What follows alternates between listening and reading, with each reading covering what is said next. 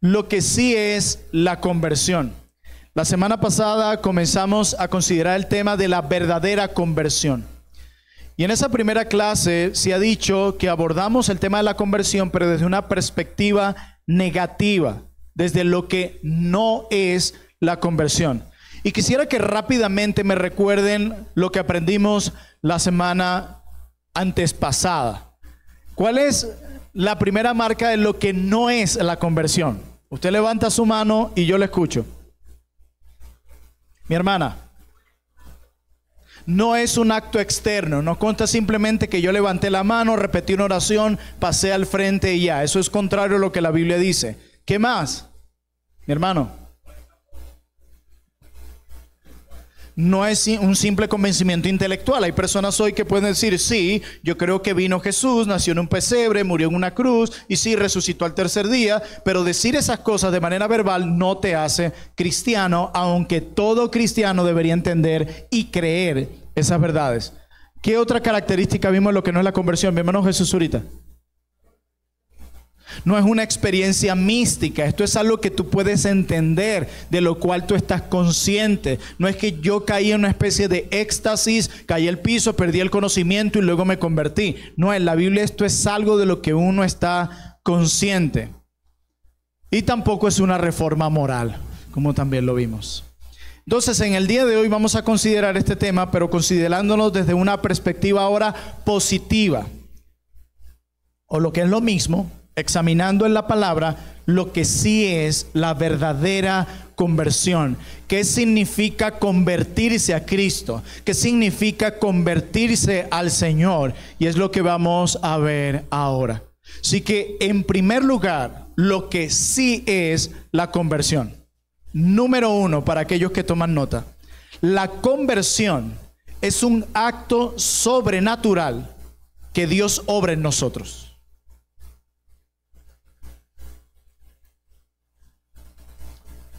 La conversión o convertirse al Señor es un acto sobrenatural que Dios obra en nosotros.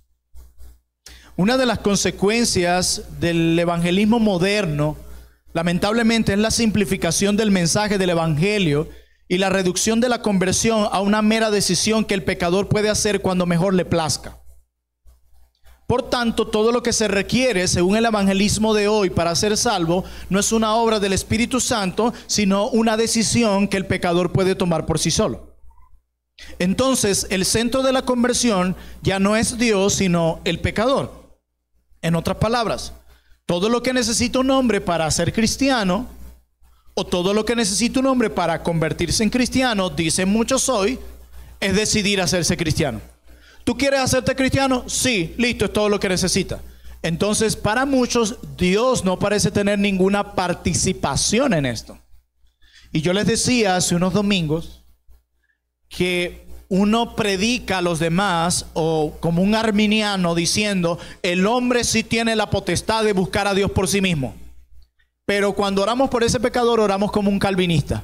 Dios, tú que eres soberano sobre todo, salva a fulanito de tal. Entonces la pregunta es, ¿fulanito se puede salvar o tú eres el que lo salva? Entonces hay una contradicción en eso. Pero a la luz de la palabra de Dios, es Dios quien debe obrar de manera sobrenatural en la vida del pecador. Miren lo que declara Juan capítulo 6, versículo 44. Abran sus Biblias allí en el Evangelio según San Juan, porque una cosa es lo que digamos nosotros y otra es lo que la Biblia dice. Juan capítulo 6, versículo 44. ¿Estamos allí? Amén. Dice la palabra de Dios: algunos pueden venir a mí. ¿Qué dice allí? Ninguno, ninguno, ninguno. Y ninguno en griego es ninguno. Ninguno puede venir a mí, dice Cristo, si el Padre que me envió no le trajere. O sea, Cristo está diciendo que cuando tú fuiste un día a Cristo, fue porque el Padre ya obró en tu corazón. Tú lo que hiciste fue responder a aquello que Dios el Padre está obrando de manera sobrenatural en tu vida. Para aquellos que dicen, no, pero es que yo un día yo lo busqué. Sí, pero fue porque previamente Dios el Padre ya había obrado sobrenaturalmente en ti. Amados y amigos, no sé si lo leyeron en Juan 6:44. Cristo dice que que nadie puede venir realmente a Él si no es traído a Él por el Padre. Dios tiene que obrar sobrenaturalmente en el corazón del pecador para que éste venga a Cristo. No importa cuántas estrategias tengas, no importa cuántas buenas ideas tengas, si Dios no obra sobrenaturalmente en el corazón del pecador, nada va a suceder. Y uno de los medios que Dios usa para llevar a cabo eso es la predicación del Evangelio. Por eso predicamos. Porque el Dios que ha decretado la salvación de sus escogidos, también ha decretado el medio para que sus escogidos lleguen a esa salvación. Y el medio es la predicación. Dice la Biblia, no los bautistas reformados, dice la Biblia que a Dios le ha placido salvar a los hombres por medio de la locura de la predicación. Ese es el medio. Nosotros estábamos muertos, dice Efesios 2. Y no está hablando de una muerte física, sino de una muerte espiritual. Y yo se los he dicho, la Biblia no nos describe como enfermitos. Un enfermo, por más débil que esté, puede intentar tomar la medicina para él y beneficiarse un poco de ello. Pero un muerto no puede hacer absolutamente nada por sí mismo. Y es así como la Biblia dice en Efesios 2:1, que estábamos muertos espiritualmente. Por eso el hombre no podía buscar voluntariamente a Dios, tenía que Dios obrar en él. Nosotros éramos muertos, ¿verdad? ¿Hasta cuándo? Hasta que Él nos dio vida. Hasta ahí. Hasta que Él nos dio vida. Ahí todo cambió. Y eso de dar vida espiritual al pecador es una obra sobrenatural. Y esa vida, hermanos, de la que habla Pablo no es otra cosa que la regeneración. Es el acto por medio del cual Dios resucita espiritualmente a un pecador. Esa es la regeneración. Es el acto por medio del cual Dios resucita espiritualmente a un pecador. Es ese acto donde Dios da luz al entendimiento del pecador. Es el momento donde Dios le quita el corazón rebelde al pecador. Es el momento donde Dios le da un corazón manso al pecador y pone su palabra en el corazón de este pecador. ¿Para qué? Para que ahora este pecador regenerado puede entender lo que antes no entendía y ver lo que antes no veía. Porque la Biblia también nos describe como ciegos espiritualmente. ¿Ustedes no les ha pasado que cuando hablan de su propio testimonio de salvación, dice, a mí me predicaban y me predicaban, pero yo estaba ciego, yo no veía eso? Pero luego comencé a ver aquellas cosas de las que yo mismo me oponía. ¿Por qué? Porque Dios te regeneró.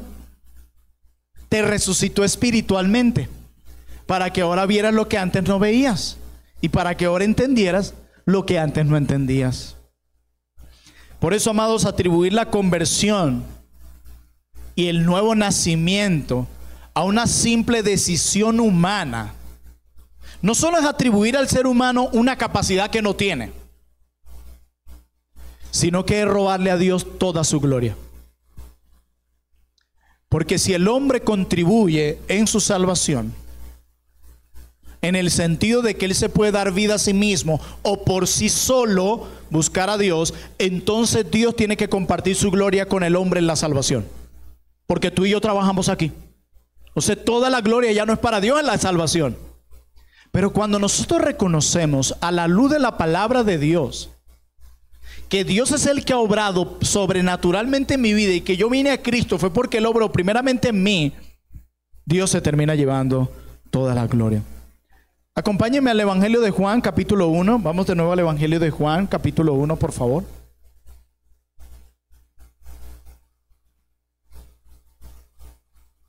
Vamos a leer únicamente los versos 12 al 13. Usted puede leer luego en casa el capítulo completo.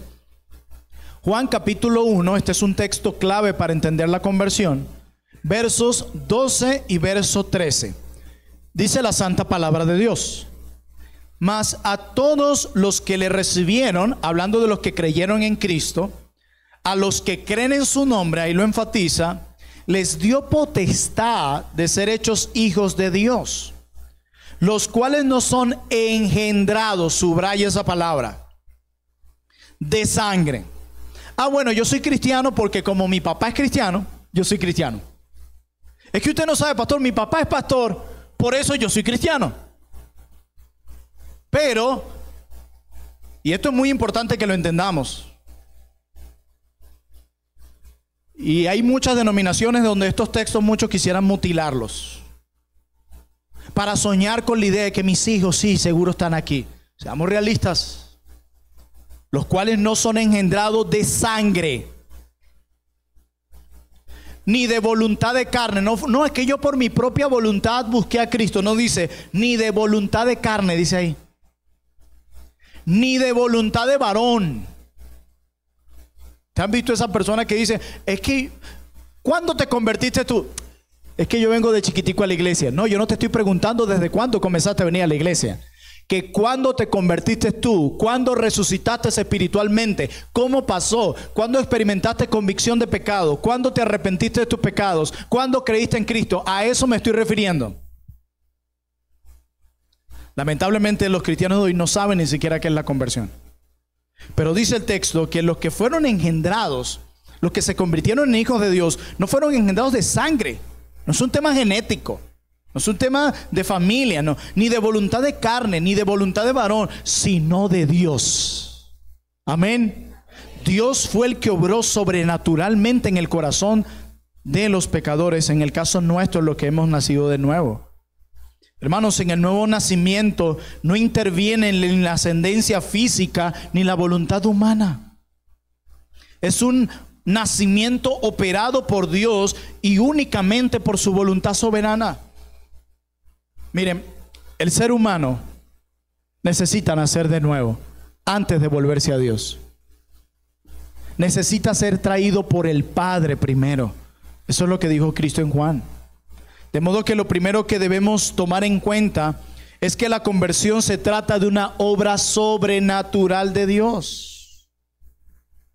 Pero pregunto, ¿qué ocurre luego que Dios comienza a obrar sobrenaturalmente en nosotros?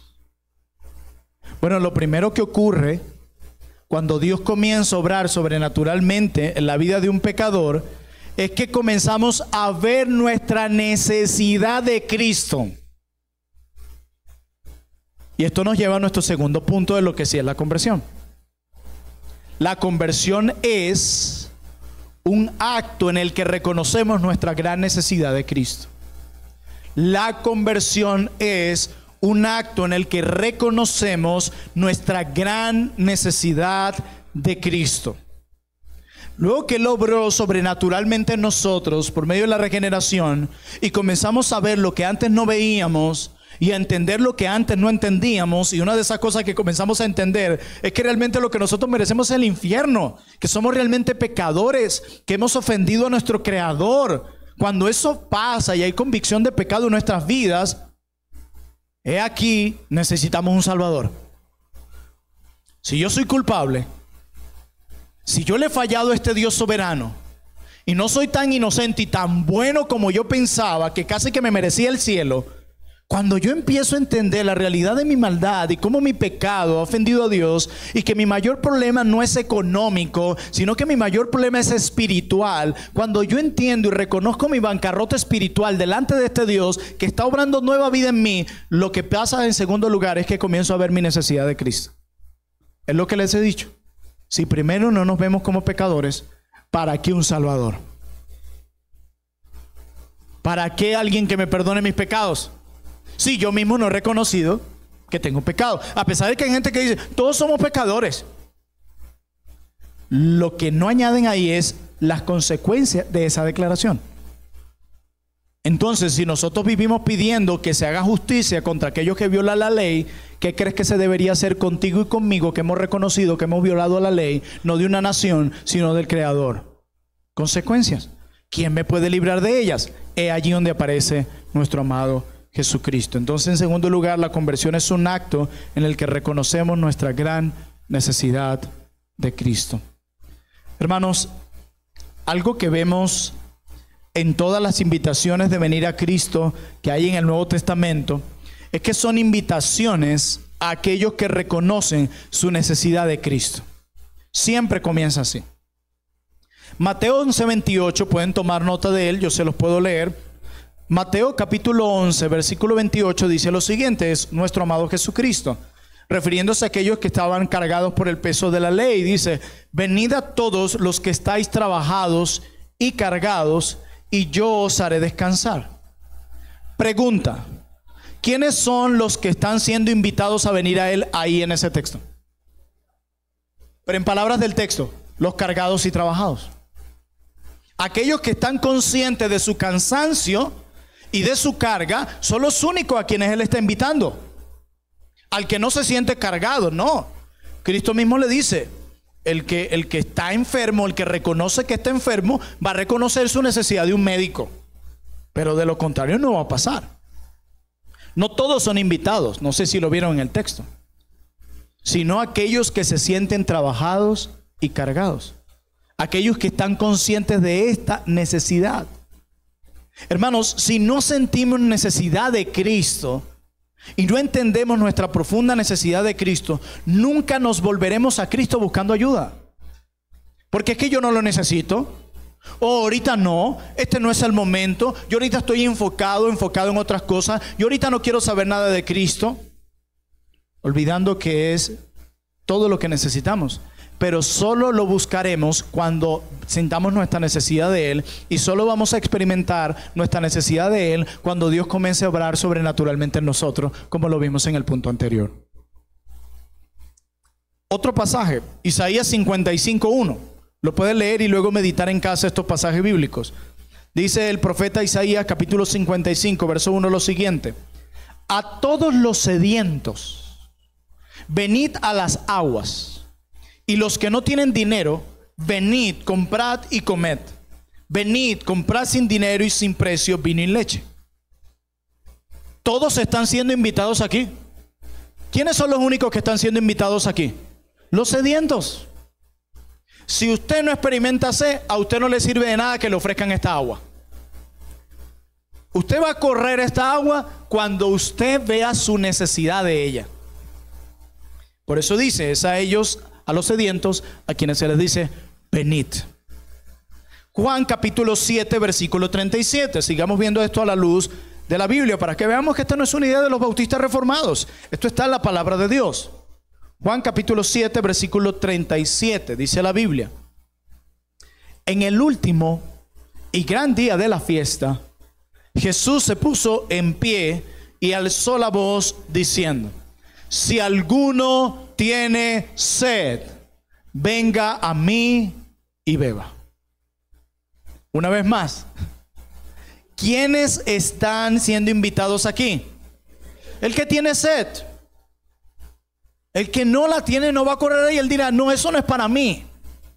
Es por esa razón que muchas veces predicamos el evangelio a personas un domingo, las llamamos al arrepentimiento y la fe y no vienen, y la sencilla razón es porque no han visto su necesidad de Cristo, y no lo han hecho porque Dios no ha comenzado a obrar sobrenaturalmente en ellos. Quizás leen la Biblia, quizás les gusta la música cristiana, pero todavía no han dicho: yo necesito a Cristo para que Él perdone mis pecados, yo necesito a Cristo para que Él me reconcilie con Dios, yo necesito a Cristo realmente para yo poder ser salvo de la ira de Dios. Ahora bien, es obvio que las Escrituras no están hablando aquí de una sed física literal. Lo que Cristo está diciendo aquí en el Evangelio de Juan, más bien es que solo aquellos que sienten esa necesidad espiritual en sus almas vendrán a Cristo a satisfacerla. Pero si no ven la necesidad de Cristo en sus almas, no van a ir a Él. Por eso uno le predica a la gente y dice: déjenme con mi santo, déjenme con mis cosas quietas. No has visto tu necesidad de Cristo. ¿Tú crees que simplemente te estoy predicando un sistema para que cambie ciertos hábitos? No, la salvación no es una reforma moral o una mera reforma moral, aunque debe haber un cambio en la vida. No, pero la salvación inicia más bien viendo tu necesidad espiritual.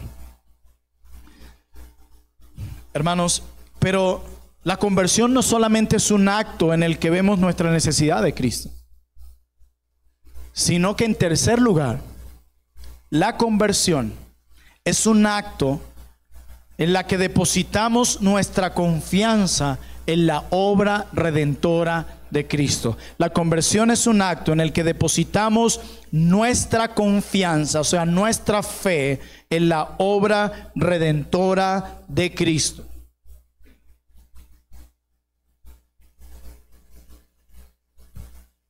En nuestro estudio pasado establecimos que el conocimiento y entendimiento de ciertas verdades por sí mismas no hacen a nadie salvo. ¿Se acuerdan? Que mi hermano Jesús aquí planteaba eso en el recordatorio. Sin embargo, también dijimos que nadie puede ser salvo, nadie se puede convertir en un verdadero cristiano si antes no conoce ni entiende las verdades del Evangelio. Eso es una realidad.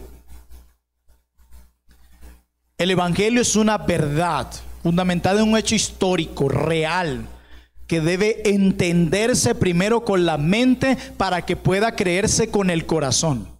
Por eso predicamos. Por eso es un error a veces ir simplemente en la calle y queremos evangelizar a alguien, sencillamente decirle, Cristo te ama. Y hermano, ¿cuántas almas evangelizó hoy? Como 100. Y lo que hicimos, Cristo te ama, Cristo te ama, Cristo te ama. ¿Qué va a pasar con ese pecador que no ha reconocido su pecado y no se ha vuelto a Cristo? Ah, mira, hoy un cristiano, que ellos deben saber más que yo, me dijo que Cristo me ama. Y me ama a pesar de como yo soy. Entonces puedo seguir viviendo mi vida de pecado, no tengo que volverme en arrepentimiento y fe a Él, no tengo que obedecer esos mandamientos y Él me ama. Y lo que hacen es engañar a las personas. Sí, Dios tiene un amor general sobre toda su creación. Y por eso la predicación del Evangelio es un llamado general. A todo mundo le predicamos las buenas nuevas de salvación. Hoy tú y yo estamos acá porque alguien nos predicó. Pero Él tiene únicamente un amor especial por aquellos que ha salvado. Y eso es algo que hasta ustedes practican. Aquellos que tienen hijos, ustedes no aman a todos los niños de todas las personas de la misma manera, con la misma pasión. O los que son casados a todas las mujeres de la misma manera como aman a su esposa. Tenemos un amor bien especial con los de la casa. Entonces no vengan a reprochar a Dios algo que ustedes mismos hacen. Y creo que tiene mucho sentido que Dios tenga un amor muy especial con aquellos que Él ha salvado. Y sí, yo creo que en un sentido, en ese amor general que Dios tiene hacia la creación, los llama al arrepentimiento, porque cuando tú amas a alguien, quieres el mayor bien para esa persona. Y el mayor bien que tú puedes desear para una persona es que pueda venir a Cristo, nacer de nuevo, ser salvo, librado de la ira de Dios y experimentar la verdadera felicidad y la verdadera paz que solo se halla en Cristo. Hermanos, luego que alguien entiende que tiene una gran necesidad en su vida, entonces debe entender también que esa necesidad que tiene en su alma puede ser suplida por medio de la persona y la obra de Cristo. Esa necesidad, ese vacío, esa necesidad de perdón de pecados, de reconciliación con Dios, de paz, esta persona confía y entiende que solamente la persona, pero también la obra de Cristo pueden suplirla. El pecador no solo debe entender que está condenado al infierno y que se perderá por la eternidad debido a sus pecados. El pecador también debe entender que en Cristo y solamente en Jesucristo hay provisión abundante para tu necesidad. Si tienes hambre, el vecino te puede dar comida. Si tienes sed, el compañero de trabajo te puede dar agua. Pero si no eres salvo, nadie puede salvarte a ti, solamente Jesucristo. Hemos pecado, todos lo hemos reconocido. La pregunta es, ¿quién ha lidiado con la culpa de tus pecados y con los muchos pecados que has cometido contra el Creador? Eso sigue allí latente en el expediente. No ha sido borrado, solamente en Cristo puede ser borrado. El pecador debe entender que en Cristo hay provisión El pecador debe entender que poniendo su fe en Cristo y creyendo en la eficacia de la muerte de Cristo, hay salvación. No aquellos que dicen, yo creo que la obra de Cristo es poderosa más las cosas buenas que yo haga. No, solo en la obra de Cristo hay salvación. Solo en Él. Tus buenas obras no son capaces de llenar el estándar de un Dios perfecto. Y si la salvación es por medio de tus obras, ¿cuántas obras hay que hacer para ser salvo? 10, 20, 100, 1000, 2000. ¿Cómo sabes que llegaste al tope? Solamente la obra de Cristo satisface al Padre. Nuestras obras no. Nuestras obras están manchadas. Isaías 53, 4 al 5. Isaías capítulo 53, versículos 4 al 5, declara lo siguiente. Hablando de Jesús. Ciertamente llevó Él nuestras enfermedades y sufrió nuestros dolores. Esos dolores que nosotros merecíamos, los sufrió Él como nuestro sustituto. Y nosotros le tuvimos por azotado, por herido de Dios y abatido. Mas Él herido fue por nuestras rebeliones. Noten que el texto no dice que Cristo fue herido por sus rebeliones. No, porque en Cristo no se halló pecado. Sino que Cristo fue herido por nuestras rebeliones, por nuestras desobediencias, por nuestras maldades, por nuestro orgullo, por nuestra desobediencia, por nuestra rebeldía. Y sigue diciendo, molido por nuestros pecados, no por los suyos, en Él no se halló pecado, molido por nuestros pecados. Una vez en el seminario le preguntaron a uno de los alumnos quiénes fueron los culpables de colgar a Cristo en la cruz. Y uno decía, los fariseos, los saduceos, Pilato, Herodes. Nosotros. Fue por nuestras rebeliones. Fue por nuestros pecados. Fue por nuestras maldades. Fue por nuestras infracciones a la ley de Dios. Y dice el profeta, el castigo de nuestra paz fue sobre Él, pero también por su llaga fuimos nosotros sanados. Su obra nos sanó de nuestro mayor mal, que es el pecado. Hermanos, el mensaje del Evangelio no se queda en el hombre necesitado y angustiado y sumergido en la culpa, sino que el Evangelio va más allá y plantea una buena noticia. ¿Y cuál es esa buena noticia? Que Jesús, escúchenme bien, que Jesús, el Cordero de Dios, que quita el pecado del mundo, ha tomado nuestro lugar en la cruz. Esa es la buena noticia, que por medio de la obra de Cristo hemos sido reconciliados con el Padre. Hemos sido conducidos a una relación profunda, eterna y gloriosa con el Padre. Y nuestros pecados han sido perdonados. Se nos ha dado un nuevo corazón. Se nos ha dado vida nueva. Lo que pasó fue poderoso. Dice un autor contemporáneo al respecto: debemos ser dogmáticos en esto. A menos que haya una comprensión de ciertas verdades esenciales acerca de quién es Cristo y acerca de la naturaleza de su misión, no puede haber salvación. Repito, debemos ser dogmáticos en esto. A menos que haya una comprensión de ciertas verdades esenciales acerca de quién es Cristo y acerca de la naturaleza de la misión de Cristo, no puede haber salvación. Para aquellos que están optando la membresía o que vienen a la iglesia y dicen, yo soy cristiano. Si no hay una comprensión en la mente y en el corazón de ciertas verdades esenciales acerca de quién es Cristo y de su misión, no puede haber salvación. Cuando estas cosas son reveladas en el corazón del pecador, entonces y solo entonces él puede venir a Cristo buscando reconciliación. Antes no. Y esto nos lleva a nuestro cuarto y último encabezado. Ya hemos visto que la conversión es una obra sobrenatural de Dios, Ya hemos visto que la conversión consiste en una profunda necesidad de Cristo. Hemos visto que la conversión también requiere una confianza en la obra redentora de Cristo. Pero en último lugar, la conversión es un acto a través del que buscamos la reconciliación con Dios. La conversión es un acto a través del que buscamos la reconciliación con Dios.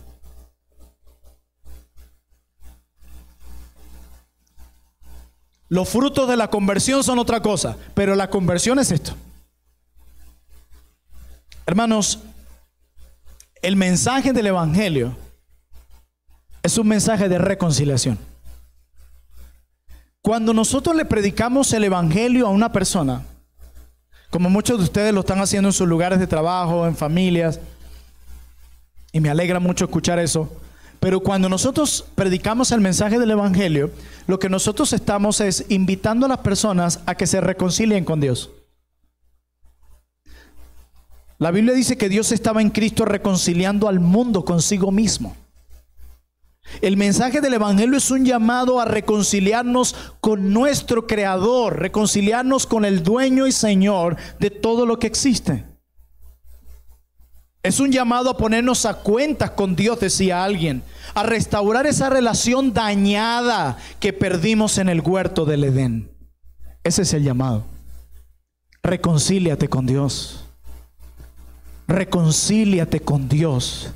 Y la única forma de hacerlo es por medio de Jesucristo y de nadie más.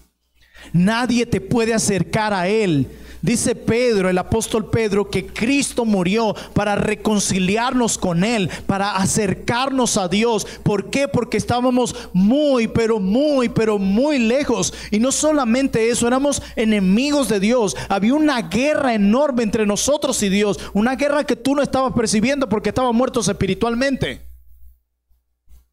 Pero el día que Cristo llegó a nuestras vidas, obró sobrenaturalmente. Vimos nuestra necesidad, la necesidad de Cristo. Confiamos en su obra redentora. Ese día hubo paz. Se acabó la guerra por medio de la obra de Cristo. Si tú te has arrepentido y has creído de corazón en la persona, en la obra redentora de Jesucristo, hay paz entre tú y Dios. Se acabó la enemistad. Se acabó el conflicto. Lo que más necesitas ya lo tienes, ya lo posees. Aquellos que hemos venido a Cristo nos hemos reconciliado con Dios, dice Romanos 5, 10 al 11. Vayamos a ese pasaje.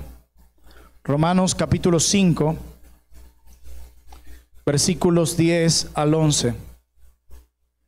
Porque si siendo enemigos, ¿se acuerdan que decía que todos somos hijos de Dios? No, la Biblia dice otra cosa. Si siendo enemigos fuimos reconciliados con Dios. ¿Cuál fue el medio? Por la muerte de su Hijo. Mucho más, estando reconciliados, seremos salvos por su vida. Y no solo esto, sino que también nos gloriamos en Dios por el Señor nuestro Jesucristo, por quien hemos recibido ahora la reconciliación. Ahora nos gloriamos en Jesús. Él es nuestra gloria, Él es nuestro tesoro. Ya nuestra gloria no son nuestra profesión, el mucho conocimiento teológico que yo tengo, mis experiencias del pasado, mis recursos económicos. No, mi gloria es Jesucristo. Esa es mi gloria. Por eso cantamos: me glorío en Jesucristo y en nadie más. En Él está mi gloria. Amados hermanos y amigos, convertirnos de las tinieblas a Dios no es simplemente levantar tu mano en señal de que quieres ir al cielo y no al infierno. No es tampoco repetir una oración mecánica para aceptar a Jesús en tu corazón. No. La conversión es ponerte a cuentas con Dios. La conversión es reconciliarte con Dios, presentándote ante Dios humillado, porque es a Él a quien has ofendido.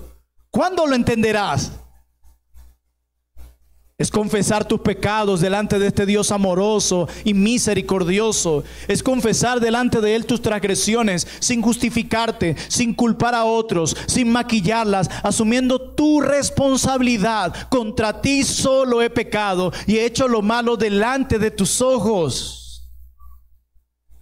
Pero ¿cómo podemos reconciliarnos con alguien a quien hemos ofendido sin tan siquiera pedir perdón? ¿Cómo podemos hablar de reconciliación con alguien si no hemos pedido perdón?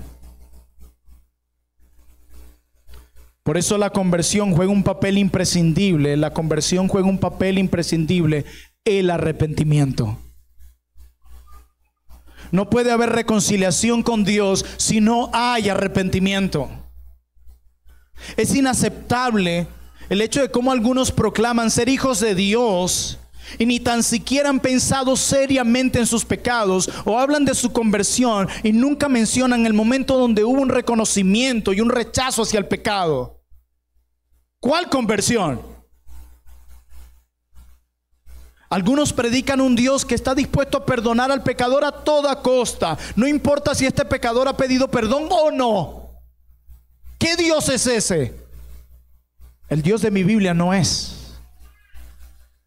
No importa si ha lamentado su pecado, si los ha confesado o si se ha dolido por ello. Para algunos nada de eso es necesario, no importa. Pero a la luz de la Escritura sí importa. No puede haber reconciliación si no hay perdón. Y no podemos ir a pedir perdón si no hay un reconocimiento de nuestros pecados. Allí comienza todo. Según algunos, Dios está dispuesto a recibirles como quieran. Pero este no es el mensaje del Evangelio. Isaías 55:7 dice: deje el impío su camino y el hombre inicuo sus pensamientos, y vuélvase a Jehová, el cual tendrá de él misericordia, y al Dios nuestro, el cual será amplio en perdonar. Miren esto, Dios no te va a rechazar si vienes con un corazón arrepentido a Él. Él está dispuesto a darte de su misericordia. Y dice el texto que Él es amplio en perdonar. Qué Dios tan maravilloso adoramos. Nuestro Dios es misericordioso y amplio en perdonar. Amados, luego de haber considerado todo esto, como es obvio, se impone una pregunta para todos los que estamos aquí. ¿Eres tú una persona convertida? ¿Eres tú una persona que realmente ha nacido de nuevo? ¿Eres tú una persona que realmente ha sido resucitada espiritualmente? ¿Realmente tú eres salvo? ¿Tú eres salva realmente?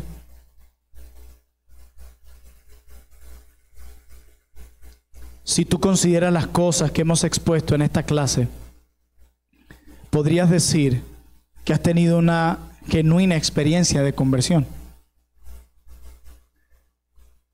Si tu respuesta es sí,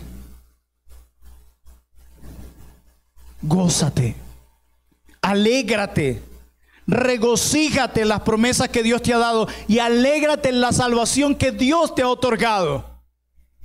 Quizás a tu alrededor no hay muchas razones para alegrarte porque todo parece oscuro, pero mira tu salvación y siempre encontrarás una razón para dar gracias a Dios y para alegrarte en Él.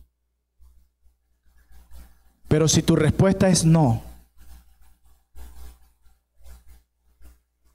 entonces no dejes para mañana algo tan importante. Cristo mismo dijo que si vienes a Él, no te echará fuera. Pídele a Dios que te salve, que perdone tus pecados y que te reconcilie con Dios, para que puedas experimentar la verdadera conversión. Oremos. Padre, gracias por estas dos clases tan importantes. Como iglesia no queremos perder de vista lo esencial, ni dar por sentado verdades como estas. Porque mirando tu palabra podemos concluir que hay muchas personas aquí que creen ser cristianas y no lo son. Hablan mucho de sí mismo, pero es bueno que dejemos que nuestros frutos hablen por nuestras palabras, si realmente ha ocurrido una verdadera conversión. Queremos que tú uses estas clases para mostrarle al pecador su profunda necesidad de Cristo. Que tú uses estas clases para concederle el don de la fe a los pecadores y que puedan ser salvos. Por favor, salva personas en medio nuestro hoy, Señor. Por eso te pedimos que concedas el don del arrepentimiento, que les permitas tener convicción de sus pecados. Porque solo en ti hay salvación. Te damos toda la gloria, amado Jesús. Amén.